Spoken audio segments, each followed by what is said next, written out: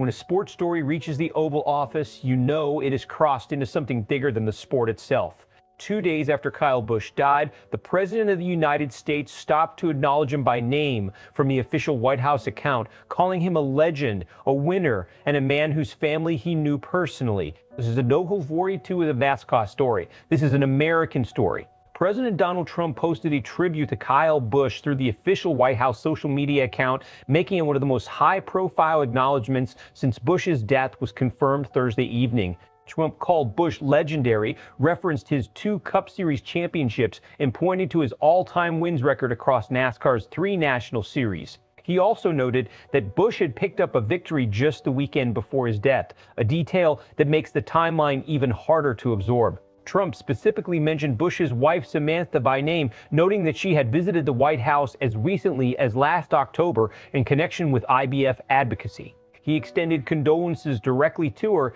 and to the couple's 2 children, Brexton and Lennox. The post went out to the official White House account, giving it the full weight of a presidential statement. NASCAR and the American presidency have a long documented relationship. The sport has deep roots in the American South, carries a working class identity that resonates politically, and has consistently drawn engagement from the White House across administrations. Trump in particular has been publicly connected to NASCAR on multiple occasions. He has attended races, celebrated champions at the White House, and spoken about the sport in terms that go beyond casual familiarity. But this tribute carries a layer that goes beyond politics or optics. Trump's mention of Samantha Busch's White House visit for IVF is a personal detail.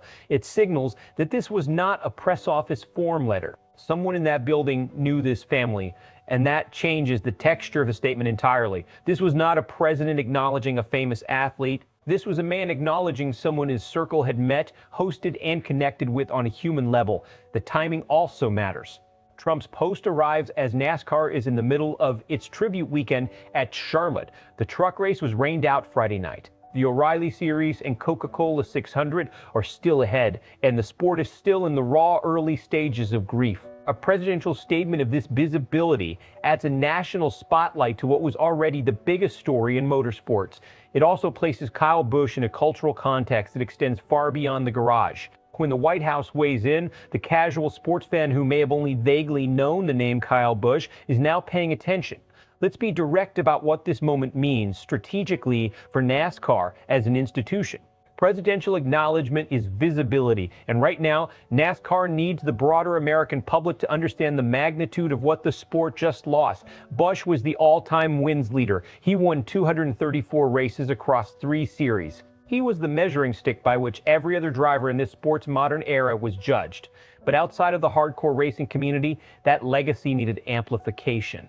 Trump's post, shared from the official White House account, not a personal handle, does exactly that. It reaches audiences that do not follow NASCAR on a daily basis.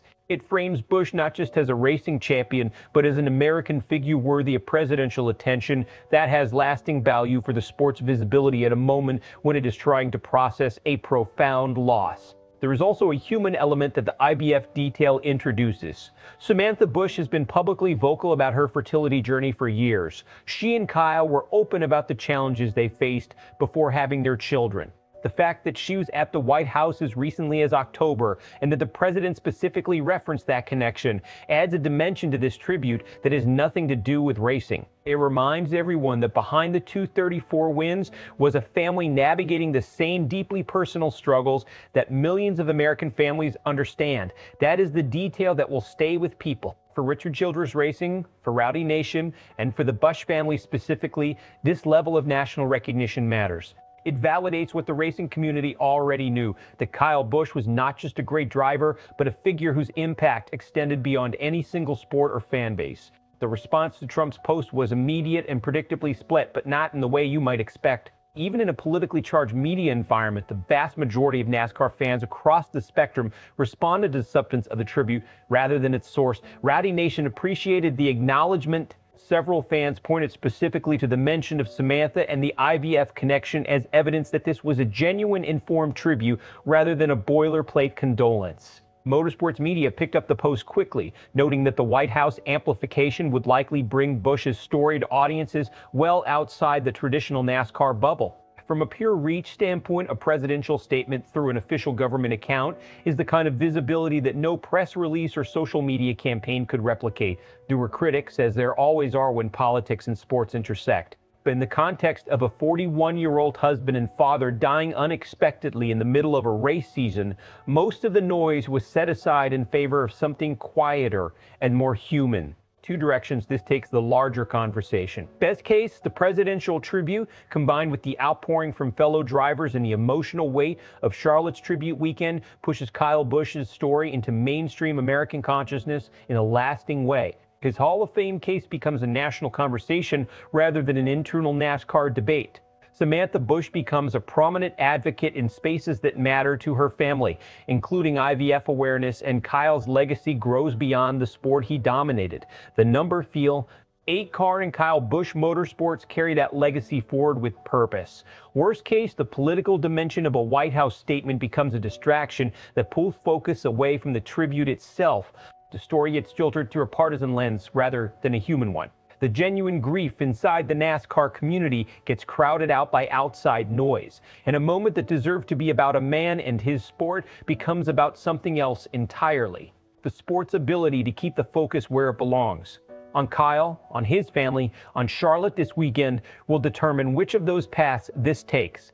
Kyle Busch won 234 races. He won championships. He built a development program that shaped careers. He was a husband and a father who, by all accounts, loved his family as fiercely as he competed on the track. Now the President of the United States is saying his name from the White House. That is not just a sports story. That is an American story. And it is one that is still being written this weekend at Charlotte Motor Speedway. Here is what we want to know from you today. Should NASCAR retire a number, rename an award, or create something permanent in Kyle Busch's honor? And if so, what should it be? Drop your thoughts below. This community's voice matters right now more than ever. And if you want to stay with Sportswire USA through every chapter of this tribute weekend and beyond, hit subscribe.